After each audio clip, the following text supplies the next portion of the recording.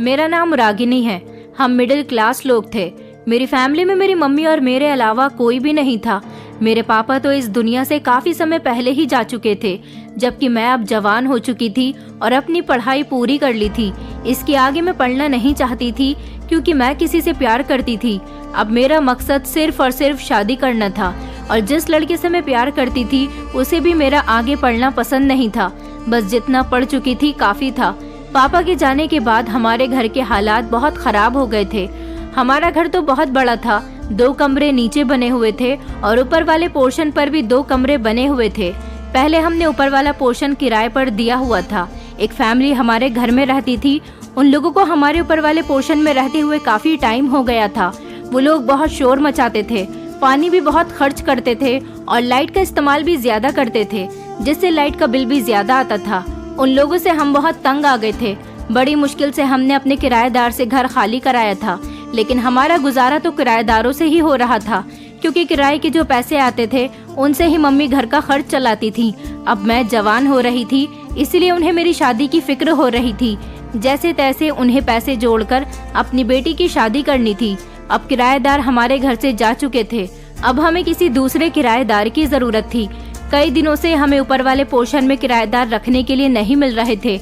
हमें कोई ऐसी फैमिली चाहिए थी जो पढ़ी लिखी हो, कम लोग हों और घर में तमीज़ से रहें। आज जब मैं सुबह सुबह सोकर उठी तो मैंने देखा कि घर में एक अजीब सा शोर था, जिसकी वजह से मेरी आँख खुल गई थी। मैंने मम्मी से पूछा कि आखिर ये किस चीज़ का शोर है, तो मम्मी ने बताया कि ऊपर वाले पोर्शन में एक किराएदार रखा है, उसी का सामान ऊपर जा रहा है। वो अपने कुछ दोस्तों के साथ मिलकर सामान रखवा रहा है। मैंने मम्मी से कहा कि इतनी मुश्किलों से तो हमने उन जाहिलों से अपना पीछा छुड़वाया था और आपने फिर से किराएदार रख लिए। मम्मी कहने लगी कि तुम तो जानती हो कि अगर हम किराएदार नहीं रखेंगे तो फिर खाएंगे कहाँ से। हमारे पास कौन सा कोई सहारा है जो हमें कमा कर ला कर दे, और पैसे आने का भी कोई और रास्ता नहीं है। एक किराएदार ही है जिससे हर महीने किराया आता है और हम अपना गुजारा करते हैं। पिछले 3 महीने से घर में किराएदार नहीं है। तुम नहीं जानती कि मैंने कैसे कैसे घर का खर्च चलाया है। मैंने कहा मम्मी, बस मुझे तो ये फिक्र रहती है कि कभी कोई किराएदार हमारे घर पर कब्जा न कर ले। मम्मी कहने लगी कि ऐसा नहीं होगा, ये जो इंसान है बहुत अच्छा है। तुम्हारी दोस्त रेनू की मम्मी ने इसे हमारे घर भेजा है। इसकी पत्नी भी नहीं है, मर चुकी है। सिर्फ एक छोटा सा 2 साल का बच्चा है। सुना है कि पत्नी बच्चे के जन्म के समय इस दुनिया को छोड़कर चली गई, तभी से बेचारा अकेला ही बच्चे की परवरिश कर रहा है। इससे भला हमें क्या खतरा हो सकता है, इसलिए तो उसको यहाँ पर रखा है और इसने किराया भी अच्छा खासा देने के लिए कहा है। पहले वाले किराएदार जितने पैसे देते थे ये उससे ज्यादा पैसे हमें देगा, तो फिर इसमें हमारा ही फायदा है ना। इस तरह घर में शांति भी बनी रहेगी क्योंकि अकेला आदमी अपने बच्चे के अलावा ज्यादा किसी से बातचीत नहीं करेगा और हमारे पास पैसे भी सही आ जाया करेंगे। मम्मी की बात सुनकर मैं खामोश हो गई। मैंने मम्मी से कहा कि आखिर ये आदमी अपने बच्चे की अकेले परवरिश किस तरह से करता होगा। मेरी मम्मी कहने लगी, क्या किया जाए बेटा, अब वो एक बच्चे का पिता है तो उसे जैसे तैसे अपने बच्चे की परवरिश करनी ही होगी। बेचारे बच्चे की माँ तो इतनी जल्दी इस दुनिया से चली गई। इस बेचारे बच्चे को माँ का प्यार भी नहीं मिल सका। भगवान किसी के सर से माता पिता का साया न छीने। मम्मी की बात सुनकर तो मुझे भी इस आदमी पर बहुत अफसोस होने लगा था। उसका सारा सामान हमारे घर में सेट हो चुका था।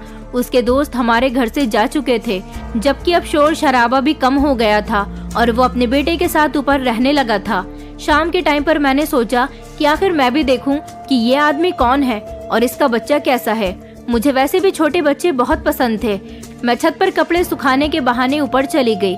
मैं जैसे ही सीढ़ियों पर चढ़ी तो देखा कि वो आदमी अपने बेटे को गोद में लिए इधर उधर टहल रहा था। उसे देखकर अचानक मेरी नजर वहीं पर जम गई। वो आदमी तो बहुत ही ज्यादा हैंडसम और खूबसूरत था और शक्ल से किसी अच्छे परिवार का लगता था, पढ़ा लिखा भी लगता था। न जाने उसकी ऐसी क्या मजबूरी थी कि वो किराए पर आ गया था।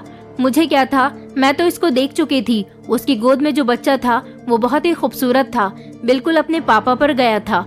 मुझे बच्चा बहुत अच्छा लग रहा था, मगर अभी मुझे इस नए किराएदार से हिचक लग रही थी।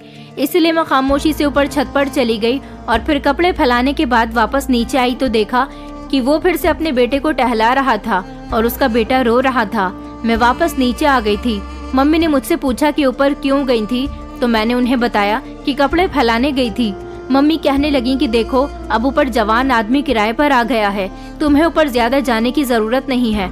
अगर ऊपर का कोई भी काम हो तो मुझे बताया करो, मैं खुद कर दिया करूंगी। मैंने मम्मी से कहा कि अच्छा ठीक है, आगे से ऊपर के सारे काम आप कर देना।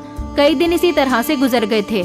मेरी मम्मी उस आदमी को सुबह का नाश्ता, दोपहर का खाना और रात का खाना भी दिया करती थी। मेरी मम्मी का कहना था कि बेचारी की पत्नी इस दुनिया में नहीं है। सुना है कि वो घर में ही बैठकर लैपटॉप पर कोई ऑनलाइन बिजनेस करता है। बच्चे की वजह से कहीं दूसरी जगह काम नहीं कर सकता, सारा दिन अपने बच्चे में लगा रहता है। थोड़ी बहुत देर के लिए जब बच्चा सो जाता है तो लैपटॉप पर काम करने के लिए बैठ जाता है। अब ऐसे में उसे खाना बनाने का कहाँ समय मिलेगा। छोटे बच्चे को तो वैसे भी बहुत सारे काम होते हैं। वो बेचारा छोटे से बच्चे को माँ और पिता दोनों बनकर पाल रहा है। इसलिए मैंने सोचा कि मैं उसे खाना और नाश्ता दे दिया करूंगी। मैं खामोश रही और फिर उसके बाद मैं अपने काम में बिजी हो गई। फिर एक दिन हमारे घर पर मेरी दोस्त का भाई आया। मेरे कॉलेज में ही पढ़ने वाली मेरी एक दोस्त राधिका का भाई, जिसे मैं पसंद करती थी और वो भी मुझे बहुत पसंद करता था। उसका नाम आलोक था। हम दोनों सिर्फ एक दूसरे को पसंद करते थे। दोनों के बीच कोई बात नहीं होती थी और अब तो मेरी पढ़ाई भी कंप्लीट हो चुकी थी, इसीलिए मैं घर में बैठ गई थी। आलोक की मम्मी जानती थी कि हम एक दूसरे को पसंद करते हैं, इसलिए वो हमारे घर आकर मेरा रिश्ता मांग चुकी थी। मेरा रिश्ता लगे हुए तो काफी टाइम हो गया था, पर ना जाने शादी कब होनी थी। आज वो मेरी मम्मी को लेने के लिए आया था। मेरी मम्मी कहने लगी कि मुझे तुम्हारी ससुराल की तरफ जाना है। मम्मी की बात सुनकर अचानक मैं चौंक गई थी। मैंने कहा, मम्मी आप वहाँ क्यों जा रही हो? मम्मी कहने लगी कि पता नहीं, तुम्हारी सास का फोन आया था। उन्होंने कहा था कि कुछ जरूरी बात करनी है। मैंने कहा, मम्मी मैं भी आपके साथ चलती हूँ, मेरी राधिका से मुलाकात भी हो जाएगी। मम्मी कहने लगी कि नहीं, तुम वहाँ मत जाओ, उन्होंने मुझे अकेले ही बुलाया है और मुझे लेने के लिए आलोक आ रहा है, तो मैं उसके साथ चली जाऊंगी। मम्मी ने आलोक का नाम लिया था तो मेरी तो कली कली खिल उठी थी। आलोक बहुत ही स्मार्ट और हैंडसम लड़का था। मैं तो उसकी स्मार्टनेस पर मर मिटी थी। आलोक राधिका का इकलौता भाई था। अपनी माँ के वो सिर्फ 2 ही बच्चे थे और आंटी ने अपने दोनों ही बच्चों का बहुत ख्याल रखा था। आलोक ने अपने डैड के बिजनेस को इतनी ऊंचाइयों तक पहुंचा दिया कि वो लोग काफी अमीर हो गए थे। आलोक एक अमीर फैमिली से बिलोंग करता है। मुझे तो यकीन भी नहीं आता था कि मेरी शादी इतने अमीर परिवार में हो जाएगी, लेकिन जब से आलोक से मेरा रिश्ता तय हुआ था मैं बहुत खुश थी और अपने आप को बहुत खुशकिस्मत समझ रही थी। मेरी एक बड़ी बहन भी है। मेरी बड़ी बहन का नाम नम्रता है। नम्रता दीदी की शादी मम्मी ने बड़े प्यार और शौक से की थी। नम्रता दीदी की जहाँ पर शादी हुई थी वो वहाँ पर बिल्कुल भी खुश नहीं थी। ससुराल वालों ने उनको बहुत तंग किया हुआ था। उनकी जेठानी और सास सारा दिन घर में आराम करती थी, जबकि मेरी दीदी को घर के सारे कामकाज करने पड़ते थे। उनके ससुर भी छोटी छोटी बात पर उन्हें रोक टोक किया करते थे। अगर उनके घर में कोई सही था तो वो सिर्फ और सिर्फ उनका पति था। इसलिए मेरी मम्मी मेरे और आलोक के रिश्ते से बहुत खुश थी, क्योंकि उन्हें यही लगता था कि मेरी एक बेटी तो शादी हो जाने के बाद इतना परेशान रहती है। मैं नहीं चाहती कि मेरी दूसरी बेटी भी परेशान रहे। राधिका की मम्मी शुरू से ही मुझे पसंद करती थी, क्योंकि मैं भी खूबसूरत थी। उन्होंने मुझे अपने बेटे के लिए पसंद कर लिया था। मेरी मम्मी को भी आलोक और उसकी फैमिली पसंद आई थी। आलोक के घर वाले मेरी बहुत फिक्र करते थे। मेरी सास जब भी हमारे घर पर आती तो मेरे लिए कोई ना कोई गिफ्ट जरूर लेकर आती थी और उनके घर कोई फंक्शन होता तो मुझे इनवाइट जरूर करती थी। राधिका और उसकी मम्मी हर दूसरे तीसरे दिन मुझे फोन करके मेरे हालचाल भी लेती रहती थी। इससे साफ जाहिर होता था कि वो मेरी बहुत फिक्र करती हैं और मेरी मम्मी मेरे ससुराल वालों की तरफ से तो बहुत बेफिक्र थी। आलोक के घर आने की बात सुनकर जल्दी से मैं तैयार होने लगी थी। अच्छे से कपड़े पहनकर मैंने थोड़ा सा मेकअप भी कर लिया था। मम्मी मुझे देखकर मुस्कुराने लगी और मुझसे कहती कि आलोक का नाम लिया है तो तुम कितनी सज धज के तैयार हो गई हो। वो तुम्हें तो नहीं लेने आ रहा, मुझे लेने आ रहा है। मैंने मम्मी से कहा कि कोई बात नहीं, अगर वो आपको लेने आ रहा है, मगर मैं उसे देख तो सकूंगी ना। मम्मी जानती थी कि मैं आलोक को बहुत पसंद करती हूँ। वो हमेशा मुझसे यही कहती थी कि तुम बहुत खुशकिस्मत हो जिसे आलोक जैसा हमसफर मिलने जा रहा है। मैं बड़ी बेसब्री से आलोक के इंतजार में घुली जा रही थी। काफी देर गुजरने के बाद मेरी मम्मी के मोबाइल पर कॉल आई, जिसमें आलोक का नंबर शो हो रहा था। कॉल रिसीव करने पर उसने कहा था कि आंटी, मैं आपके घर के बाहर ही खड़ा हूँ, आप जल्दी से आ जाएं। मम्मी ने मुझे बताया कि आलोक आ गया है, मैं जा रही हूँ। मैंने दरवाजे की तरफ देखा तो मम्मी से कहा कि कहाँ है वो। मम्मी ने कहा कि वो बाहर खड़ा हुआ है, मेरा इंतजार कर रहा है। अच्छा, मैं जा रही हूँ, तुम अपना ख्याल रखना और घर का दरवाजा अंदर से अच्छी तरह से बंद कर लेना। अगर मुझे घर आने में देर हो जाए तो शाम का खाना भी बना लेना। मैंने मुंह बनाते हुए मम्मी से कहा कि ठीक है। मैं मम्मी को दरवाजे तक छोड़ने गई तो मैंने बहाने से देखा कि आलोक बाइक पर बैठा हुआ था। मम्मी ने आलोक से पूछा कि बेटा तुम्हारी कार कहाँ है। मेरी मम्मी बाइक पर सफर करने से थोड़ा घबरा रही थी। आलोक ने मुस्कुराते हुए ने जवाब दिया कि आंटी आप परेशान मत हो, आप अपने बेटे के साथ बैठ रही हैं। मैं भी तो आपका बेटा ही हूँ ना, तो आपको कुछ नहीं होने दूंगा। मैं बहुत ध्यान से घर तक लेकर जाऊंगा, आपको मेरे साथ डरने की जरूरत नहीं है। मेरी मम्मी ने आलोक को आशीर्वाद दिया और उसकी बाइक पर बैठ गई। मुझे इस बात का अफसोस था कि आलोक ने एक नजर मुझे पलटकर भी नहीं देखा था, ना ही मम्मी से मेरे बारे में पूछा था। वो एक बिजनेसमैन इंसान था, इसलिए ज्यादातर बिजी रहता था।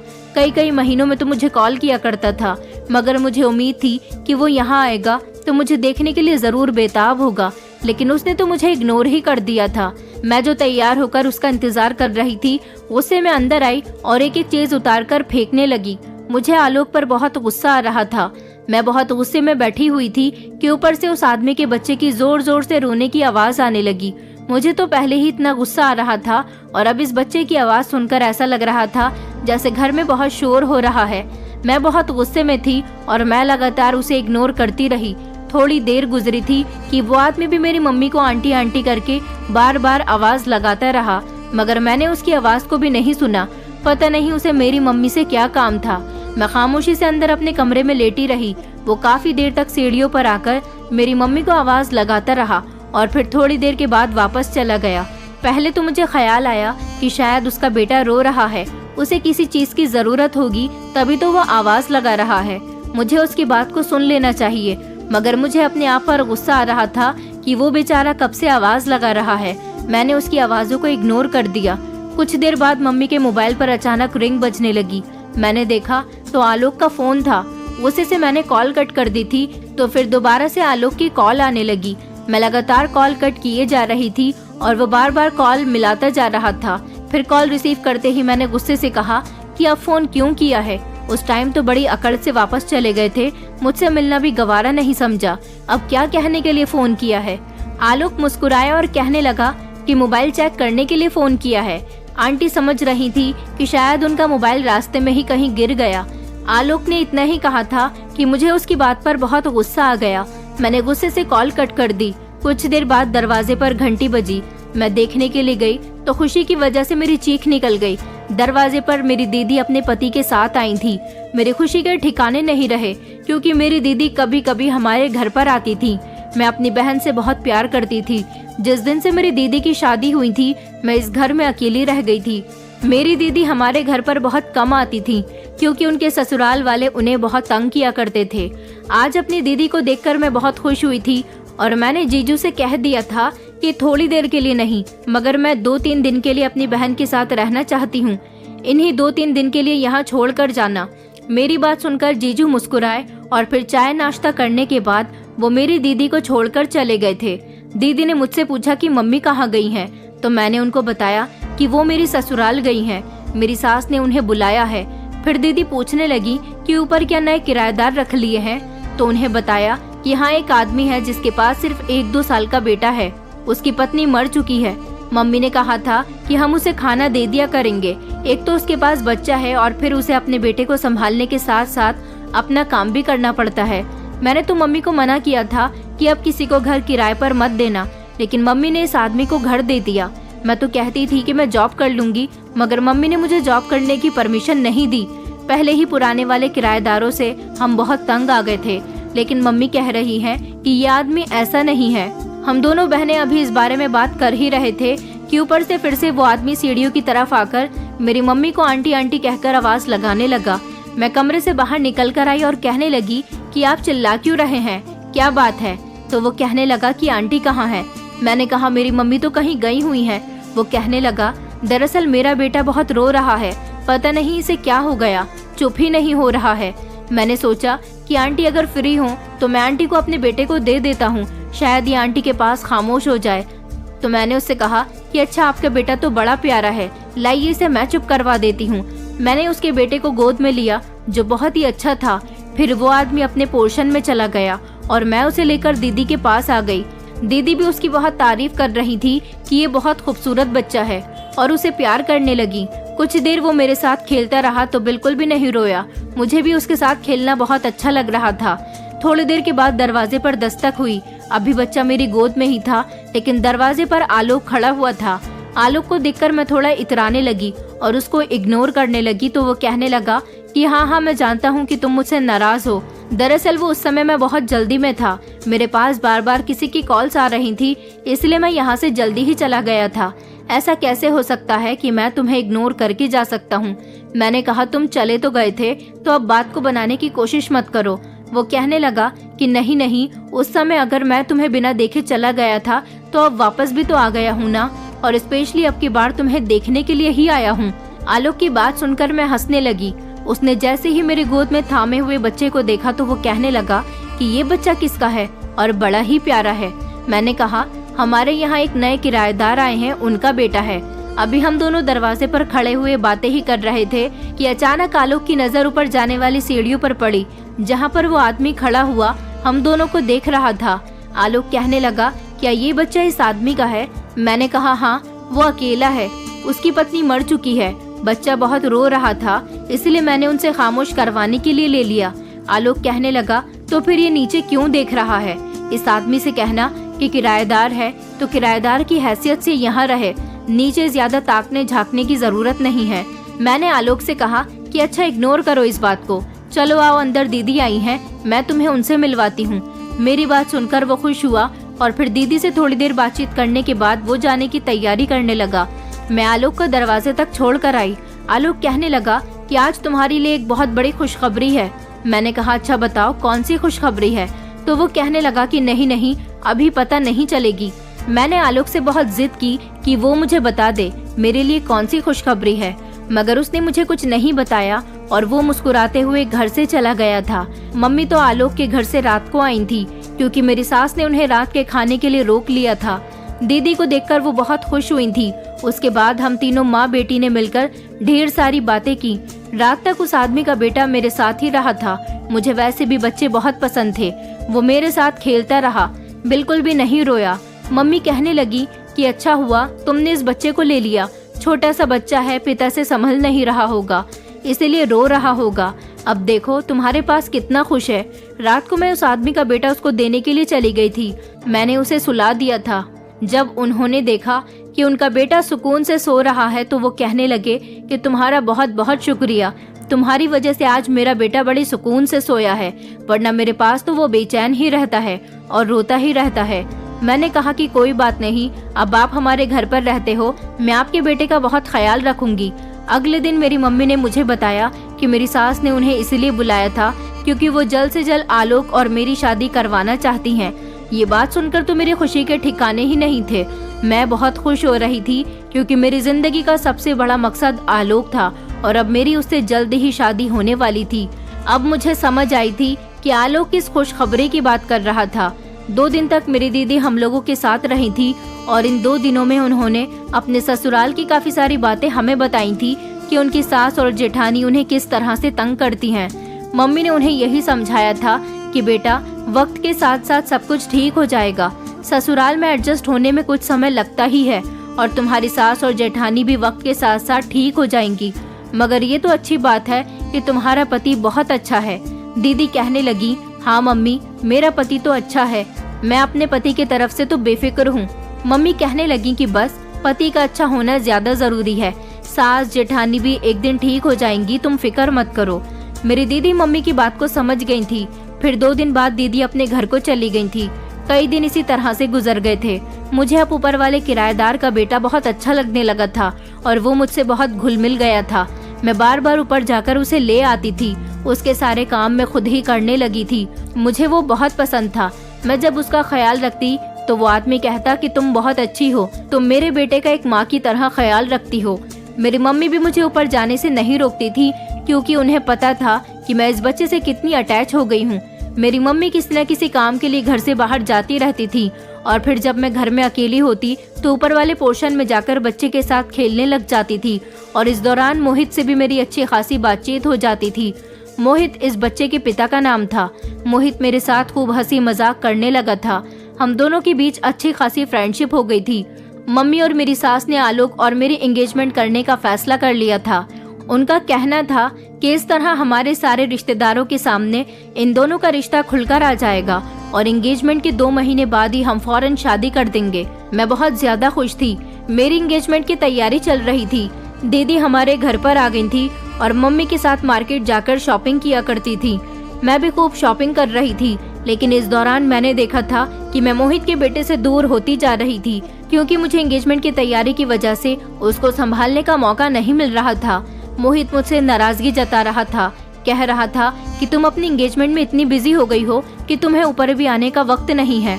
क्योंकि जब मेरी एंगेजमेंट की डेट फिक्स हुई थी तो सबसे पहले मैंने ये खबर अपने दोस्त मोहित को सुनाई थी। मोहित मेरे लिए एक दोस्त बन गया था। हम दोनों एक दूसरे के साथ अच्छी तरह से बात करते थे। मोहित ने मुझे अपनी पत्नी के बारे में भी बताया था कि वो अपनी पत्नी को ज्यादा पसंद नहीं करता क्योंकि वो खूबसूरत नहीं थी। उसने कहा था कि मुझे शुरू से ही खूबसूरत लड़कियां पसंद है, जैसे कि तुम हो। उसकी कुछ बातें ऐसी होती थी कि वो मुझ पर ढालकर कहा करता था। हम दोनों खूब हंसी मजाक करते थे।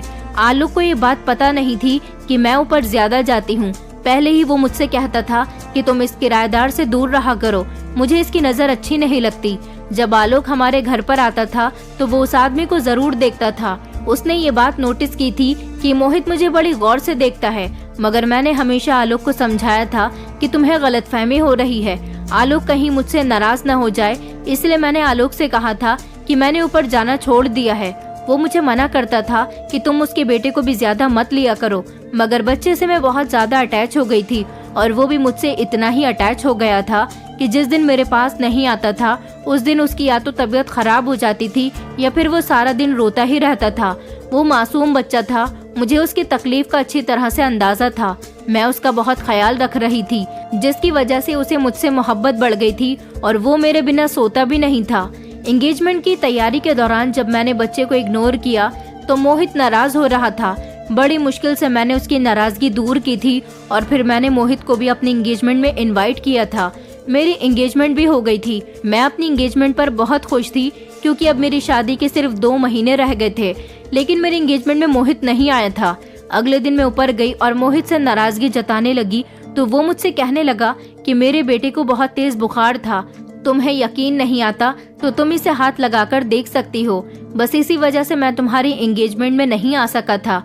मैंने कहा था तो फिर इसे डॉक्टर के लेकर जाओ। मोहित कहने लगा अगर तुम मेरे साथ इसे डॉक्टर के यहाँ लेकर चलोगी तो मुझे ज्यादा आसानी रहेगी। मेरी कुछ समझ में नहीं आ रहा था कि मैं क्या करूँ। मैंने मोहित से कह दिया था कि मैं पहले मम्मी से इस बारे में पूछ लेती हूँ। मैंने मम्मी को बताया कि मोहित ने कहा है कि मैं उसके बच्चे को उसके साथ डॉक्टर के यहाँ ले जाऊँ, उसको बहुत तेज बुखार है। उसने कहा कि अगर तुम इसे लेकर चलोगी तो मुझे थोड़ी आसानी हो जाएगी क्योंकि वो दवाई वगैरह ले लेगा और मैं डॉक्टर को इसे अच्छी तरह से दिखा भी दूंगी। मेरी मम्मी ने भी मुझे उसके साथ जाने की परमिशन दे दी थी क्योंकि मेरी मम्मी मोहित पर बहुत भरोसा करने लगी थी। मैं मोहित के साथ बाइक पर गई थी। मोहित की अपनी बाइक तो नहीं थी, उसने अपने एक दोस्त को कॉल करके उसकी बाइक मंगवा ली थी। जब हम डॉक्टर के यहाँ गए तो मैंने डॉक्टर को मोहित के बेटे के बारे में बताया कि इसकी तबीयत ठीक नहीं है। डॉक्टर समझे कि हम दोनों पति पत्नी हैं। उन्होंने कहा कि आपको बच्चे का बहुत ज्यादा ख्याल रखना है, आप इसकी माँ हैं तो इसको बुखार होते ही पहले आपको यहाँ लेकर आना चाहिए था। मैं डॉक्टर की बात सुनकर शर्मा गई थी, फिर मैं खामोश हो गई। मैंने उन्हें कोई जवाब नहीं दिया था। उसके बाद हम लोग घर आने लगे तो मोहित ने मुझे रास्ते में आइसक्रीम खिलवाई। वहाँ पर हम दोनों ने खूब मस्ती की थी और पूरे रास्ते हम दोनों हंसी मजाक करते हुए आए थे, लेकिन मैं नहीं जानती थी कि ये हंसी मजाक मेरे लिए इतना भारी पड़ जाएगा। जैसे ही मैं घर आई तो मोहित अपने बेटे को ऊपर लेकर चला गया था, जबकि मैं अभी घर में बैठकर ठंडा पानी ही पी रही थी। जब अचानक हमारे घर का दरवाजा खुला और आलोक घर के अंदर आया था। आलोक शोर शराबा करने लगा और कहने लगा कि तुम ये क्या करते फिर रही हो, तुम उसके साथ गाड़ियों पर घूम रही हो, तुम्हारी बहुत गलत बात है। मैं तुमसे प्यार करता हूँ, हम दोनों की शादी होने वाली है और तुम उसके साथ बाइक पर घूम रही हो, तुम्हें शर्म नहीं आती। मैंने कहा आलोक तुम गलत समझ रहे हो, दरअसल मैं उसके बच्चे को डॉक्टर के यहाँ दिखाने के लिए गई थी। तो वो मुझसे कहने लगा कि अच्छा आंटी भी तो जा सकती थी, वो अकेला भी जा सकता था, उसका बच्चा है, तुम्हारा तो नहीं, फिर तुम्हें जाने की क्या जरूरत थी। मेरी मम्मी को अपनी गलती का एहसास हुआ कि उन्हें मुझे नहीं भेजना चाहिए था। वहाँ जाने की वजह से मेरे और आलोक के रिश्ते पर असर पड़ रहा था। आलोक कहने लगा, देखो रागिनी, मैं नहीं चाहता कि लोग तुम्हें उसके साथ देखकर गलत बातें बनाएं।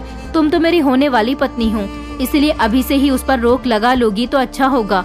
मुझे भी उस दिन गुस्सा आ गया था। मैंने कहा, आलोक तुम मुझ पर शक कर रहे हो, मैं तो सिर्फ उसके बेटे को डॉक्टर के यहाँ दिखाने के लिए गई थी। वो बच्चा मासूम है और तुम कह रहे हो कि मैं उसके साथ गाड़ियों पर घूम रही हूँ। तुम मुझ पर शक कर रहे हो, तुम बहुत शक्की हो गए हो। मुझे उस दिन आलोक पर इतना गुस्सा आया था कि उस दिन के बाद से मैंने आलोक को इग्नोर करना शुरू कर दिया था और मेरी दोस्ती मोहित के साथ दिन ब दिन गहरी होती जा रही थी। बच्चे से भी मुझे इतना लगाव हो गया था कि अब मैं भी उसके बिना नहीं रह पाती थी। बार बार मैं ऊपर जाती रहती थी। मेरी मम्मी को अब मेरी ये हरकत बुरी लगने लगी थी और उन्होंने मुझे डांटना शुरू कर दिया था। वो कहती थी कि तुम ऊपर क्यों जाती हो, तुम जानती हो कि तुम्हारा रिश्ता आलोक के साथ तय है और तुम्हारी शादी में सिर्फ 1 महीना रह गया है। अब तुम ऐसी हरकतें करोगी तो आलोक को गुस्सा आ जाएगा। मैंने कहा, अगर आलोक को गुस्सा आता है तो आता रहे, वो मुझ पर शक करने लगा है। मम्मी कहने लगी कि आलोक मुझसे शिकायत कर रहा था कि तुम उसकी कॉल नहीं उठा रही हो। मैंने मम्मी से कहा कि मुझे उससे कोई बात नहीं करनी, मुझे उसके अंदर कोई इंटरेस्ट नहीं है। मेरी मम्मी कहने लगी कि पागल लड़की, इस तरह से अपने भाग्य को मत खराब करो। तुम जानती हो कि आलोक से शादी करने के बाद तुम उसके घर में राज करोगी। मैं नहीं चाहती कि मेरी एक बेटी के भाग तो फूट गए हैं तो साथ साथ दूसरी बेटी के भी फूट जाएं। तुम बहुत खुशकिस्मत हो कि तुम्हारा हमसफर एक अमीर लड़का बनने जा रहा है, इसलिए कहती हूँ कि अपने भाग्य को खराब करने की कोशिश मत करो। मैंने मम्मी से कहा कि मम्मी, मुझे आलोक पसंद नहीं है, अगर आप चाहें तो मेरा उसके साथ रिश्ता खत्म कर सकती हैं। मम्मी को मेरी इस बात पर गुस्सा आया और उन्होंने मेरे गाल पर एक जोरदार थप्पड़ मार दिया। कहने लगी कि ये बात कहते हुए तुम्हें शर्म नहीं आती? तुम तो खुद उसे इतना पसंद करती थी और अब जब सारी बातें तय हो गई हैं तो तुम रिश्ता खत्म करने की बात कर रही हो। अब तुम देखो मैं क्या करती हूँ। तुम ये सब कुछ किस वजह से कह रही हो? सिर्फ उस किराएदार की वजह से ये सब कुछ कह रही हो ना? मैं अभी उससे घर खाली करवाती हूँ। मम्मी ने मोहित से कह दिया था कि तुम हमारा कमरा खाली कर सकते हो। मोहित ने पूछा भी था कि आखिर इसकी वजह क्या है। मम्मी ने उससे कहा था कि बस 2 दिन के अंदर अंदर मुझे अपना कमरा खाली चाहिए। मुझे मम्मी की इस बात पर गुस्सा आया था और मैं बदले में आलोक से बहुत लड़ी थी और उससे कहा था कि मैं तुम्हारे साथ अपना रिश्ता खत्म करना चाहती हूँ। तुम मुझ पर बहुत शक करते हो। शादी से पहले तुम्हारा ये हाल है तो न जाने शादी के बाद क्या हाल करोगे। न जाने क्यों मेरे दिल में आलोक के लिए इतनी नफरत आ गई थी, जबकि मैं तो उसे बहुत पसंद करती थी। उसको पाना मेरे लिए एक मकसद हुआ करता था, लेकिन अब मुझे वो बिल्कुल भी पसंद नहीं था, बल्कि अब मेरे दिल में तो मोहित छा गया था। दिल ही दिल में मैं मोहित को और उसके बेटे को इतना प्यार करने लगी थी कि अगर मैं 2-3 घंटे बाद ऊपर नहीं जाती तो मुझे अजीब अजीब सा महसूस होने लगता था। न जाने मेरी आंखों पर मोहित के प्यार की पट्टी क्यों बंध गई थी और आलोक मेरे दिल से पूरी तरह से उतर चुका था। मुझे उससे इतनी नफरत महसूस होने लगी थी, मन करता था कि वो यहाँ आना ही छोड़ दे, मुझसे बात करना छोड़ दे, यहाँ तक कि वो मुझसे सारे संबंध ही खत्म कर दे। मगर ऐसा नहीं हो सकता था। वो मुझसे प्यार करता था, हम दोनों की शादी होने वाली थी। इतना मजबूत रिश्ता को इतनी आसानी से कैसे तोड़ सकता है? जब उसने ये बात सुनी कि मैं रिश्ता खत्म करना चाहती हूँ तो उसे एक बहुत बड़ा झटका लगा था। वो मेरे आगे गिड़गिड़ाया था, रोया था, बहुत रिक्वेस्ट कर रहा था और कहने लगा था कि मैं तुमसे बहुत प्यार करता हूँ, मैं तुम्हें नहीं छोड़ सकता।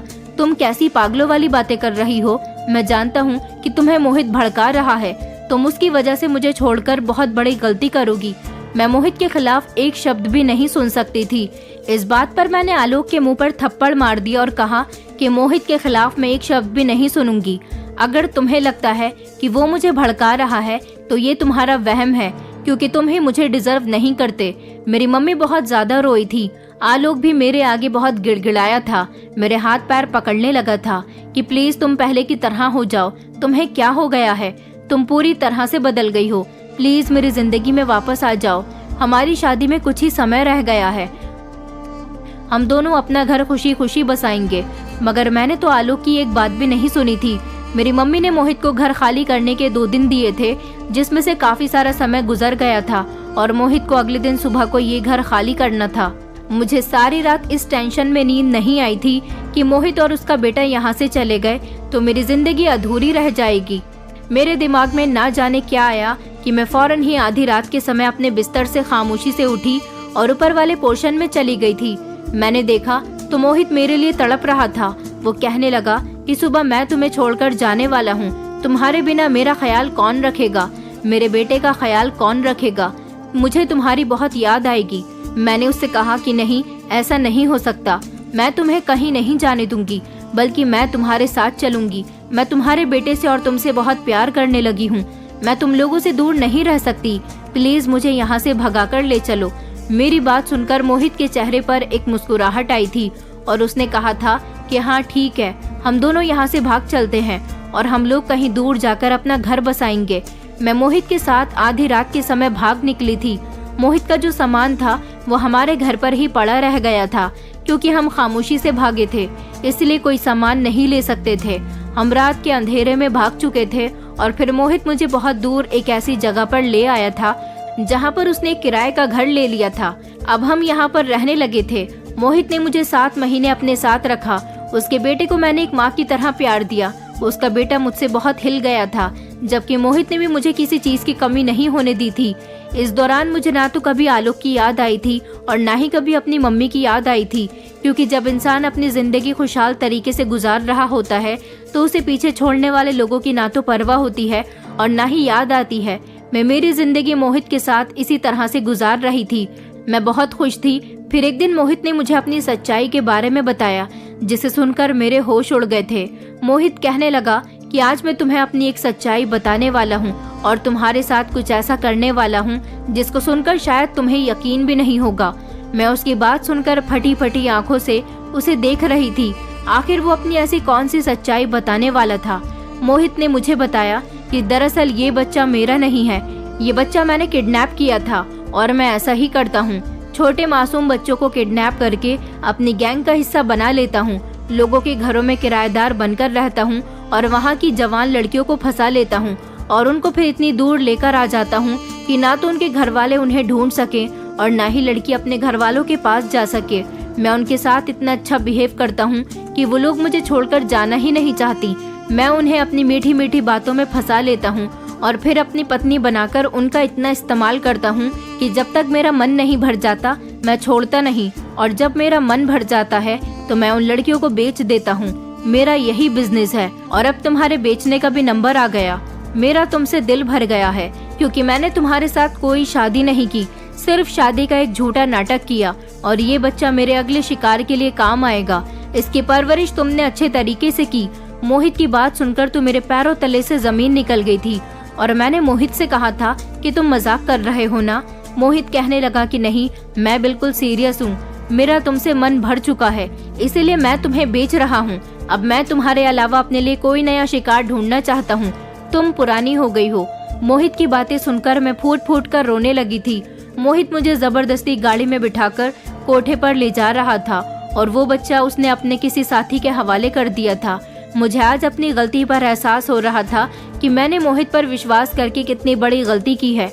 आलोक और अपनी मम्मी को छोड़कर मैं इसके साथ भाग गई, जबकि ये तो मेरा यहाँ पर रहते हुए फायदा उठा रहा था।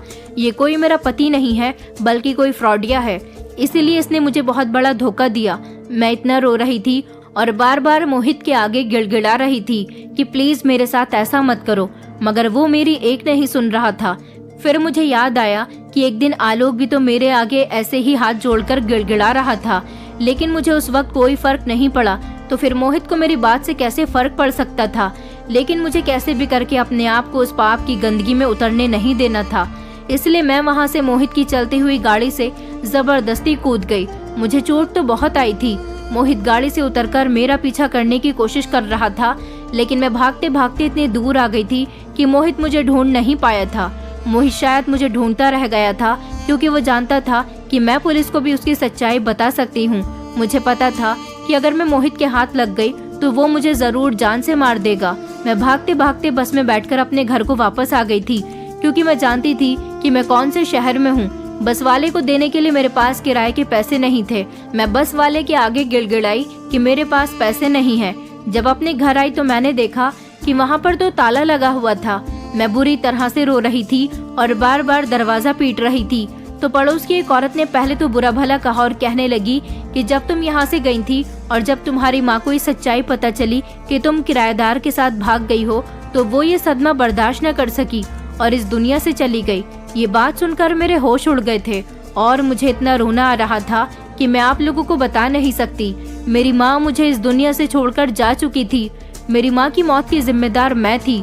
मैं फूट फूट कर रो रही थी और बार बार अपने घर के दरवाजे को देख रही थी। मैंने पलटकर देखा तो वहाँ और कोई नहीं बल्कि आलोक खड़ा हुआ था। आलोक से मैं माफी मांग रही थी। मैं उससे अपनी नजरें नहीं मिला पा रही थी, मगर वो मुझे फटी फटी नजरों से देख रहा था। मैंने उसे अपनी पूरी कहानी के बारे में बताया और कहा कि मोहित ने मेरी इज्जत के साथ खिलवाड़ किया और वो मुझे अब बेचने जा रहा था। वो कोई अच्छा इंसान नहीं है। वो मेरी ही तरह न जाने कितनी लड़कियों को बेवकूफ बना चुका है। प्लीज मुझे बचा लो। आलोक, अगर मोहित ने मुझे देख लिया तो वो मुझे जान से मार देगा, क्योंकि मैं बड़ी मुश्किल से उससे भागकर आई हूँ। वो बच्चा भी उसका नहीं है। वो उस बच्चे का इस्तेमाल करके मुझे बेवकूफ बना रहा था। इस समय मुझे अपनी जान की परवाह है। प्लीज मुझे बचा लो, मुझे कहीं सहारा दे दो। जब आलोक ने मुझे अपनी गाड़ी में बैठने का इशारा किया, मैं उसके साथ उसकी गाड़ी में बैठ गई थी और फिर वो मुझे अपने घर ले आया था। आलोक की मम्मी ने जब मुझे आलोक के साथ देखा तो वो मुझे बुरा भला कहने लगी और कहने लगी कि तुम इस पाप की गंदगी को यहाँ क्यों लेकर आए हो? निकल जाओ इसको यहाँ से लेकर। ये तो अपनी माँ तक को खा गई, मेरे घर की खुशियों को खा गई। अब क्या चाहती है ये कि हम दोनों माँ बेटे जो इसे जिंदा नजर आ रहे हैं, तो क्या ये हम दोनों को भी मार देना चाहती है? मैंने रोते हुए कहा कि नहीं आंटी, मुझे माफ कर दीजिए। मुझसे बहुत बड़ी गलती हो गई। मैं भटक गई थी। प्लीज मुझे माफ कर दीजिए। वो कहने लगी कि मैं तुम्हें माफ नहीं कर सकती। सारी जिंदगी तुम इसी तरह से तड़पती रहोगी। आलोक की मम्मी चीख चीख कर ये बात कह रही थी और मुझे दुहाई दे रही थी और कह रही थी कि ये मेरे घर के अंदर एक कदम न बढ़ाए। मैंने कितनी उम्मीद से इसके लिए शादी की तैयारियां की थी। मैं इसे अपने घर की बहू बनाना चाहती थी, मगर अच्छा हुआ कि मैं इसे अपने घर की बहू नहीं बना पाई। ये मेरे घर की खुशियों को खा गई। न जाने बहू बनकर इस घर में आती तो क्या करती। आलोक ने अपनी मम्मी को समझाया कि मम्मी खामोश हो जाइए, बहुत गुस्सा कर लिया। जरूरी नहीं कि जो इंसान हमारे साथ बुरा करे हमें उसके साथ भी बुरा ही करना चाहिए। हमेशा बुराई को अच्छाई से खत्म करना चाहिए। ये बेसहारा हो गई है, हमें इसको सहारा देना चाहिए। आखिरकार ये लड़की है, अगर ये बेसहारा बनकर सड़कों पर घूमेगी तो लोग इसका फायदा उठाएंगे। मैं जानता हूँ कि इसने बहुत बड़ी गलती की है, लेकिन ठोकर लगने के बाद ही इंसान को अपनी गलती का एहसास होता है। अभी से अपनी गलती का एहसास हो गया है। प्लीज आप इसे घर में रहने के लिए जगह दे दें। आलोक की मम्मी कहने लगी कि ऐसा कभी नहीं हो सकता। मैं इसे अपने घर में रहने के लिए जगह बिल्कुल भी नहीं दूंगी। आलोक ने बड़ी मुश्किल से अपनी मम्मी को समझाया था और नौकरों वाले सर्वेंट क्वार्टर में मुझे रहने के लिए जगह दे दी थी। कुछ दिन इसी तरह से गुजर गए थे। मैं भगवान का लाख लाख शुक्रिया अदा कर रही थी कि आलोक मुझे घर ले आया था। उसे मुझ पर गुस्सा करना चाहिए था, मुझे डांटना चाहिए था, मुझसे लड़ना चाहिए था, मगर फिर भी उसने मेरी मदद की। वो एक बहुत अच्छा इंसान है। मैंने उसके साथ सच में बहुत बुरा किया। वो मुझसे बहुत प्यार करता था। मोहित के चक्कर में आकर मैंने उस बेचारे की मोहब्बत को ही तोड़ कर रख दिया था। आलोक की मम्मी मुझसे बहुत नफरत करती थी, मगर मेरे लिए यही बहुत था कि यहाँ मेरे सर पर छत थी, मुझे 2 वक्त की रोटी मिल रही थी। उसके बाद आलोक ने अपनी अच्छाई कुछ इस तरह दिखाई थी कि उसने मेरे साथ शादी कर ली थी। आलोक की मम्मी हालांकि हम दोनों की शादी के लिए तैयार नहीं थी, मगर उसने उन्हें यही समझाया था कि मैं इससे आज भी मोहब्बत करता हूँ। अगर इसके अलावा किसी और लड़की से शादी करूँगा तो शायद मैं खुश नहीं रहूँगा। इसने मेरे साथ गलत किया है, मगर मैं इसके साथ कुछ गलत नहीं होने देना चाहता। आलोक अपनी मम्मी का इकलौता बेटा था। राधिका भी मुझसे नफरत करने लगी थी। उन दोनों माँ बेटी ने मुझे एक्सेप्ट नहीं किया था, लेकिन आलोक ने मुझे अपनी पत्नी बनाकर घर में रख लिया था। मेरी सास और नंद आज भले ही मुझसे नफरत करती हैं, मगर आलोक ने मुझे शादी करके इस घर में एक मकाम दे दिया था। मैं उसकी बहुत शुक्रगुजार हूँ। वो एक बहुत अच्छा इंसान है और ऐसे लोगों की कदर करना सीखिए जो बहुत अच्छे होते हैं, क्योंकि हर किसी को अच्छा इंसान नहीं मिलता। मेरे साथ जो हुआ था और जो कुछ मैंने आलोक के साथ किया था उसकी सजा मुझे मिलनी चाहिए थी, लेकिन आलोक ने मुझे इस सब की सजा भुगतने ही नहीं दी। वो एक बहुत ही अच्छा इंसान है, आज भी मुझसे बहुत मोहब्बत करता है। मैं भगवान से प्रार्थना करती हूँ कि मेरे पति को हमेशा सलामत रखे और उन लड़कियों को मेरी ये कहानी सुनने के बाद सीख मिलनी चाहिए जो दूसरों की बातों में आकर अपनी पुरानी मोहब्बत को खो देती हैं। उस इंसान को खो देती है जो आपके लिए लॉयल होता है। इस दुनिया में अच्छे लोगों की बहुत कमी है, इसलिए जो अच्छा है उसकी कदर करना सीखिए। दोस्तों, उम्मीद करती हूँ आपको हमारी कहानी पसंद आई होगी। कहानी पसंद आई है तो वीडियो को लाइक करें, चैनल पर नए हैं तो चैनल को सब्सक्राइब करें और हाँ, नोटिफिकेशन बेल को जरूर दबाएं ताकि अगली अपडेट सबसे पहले आपको मिले।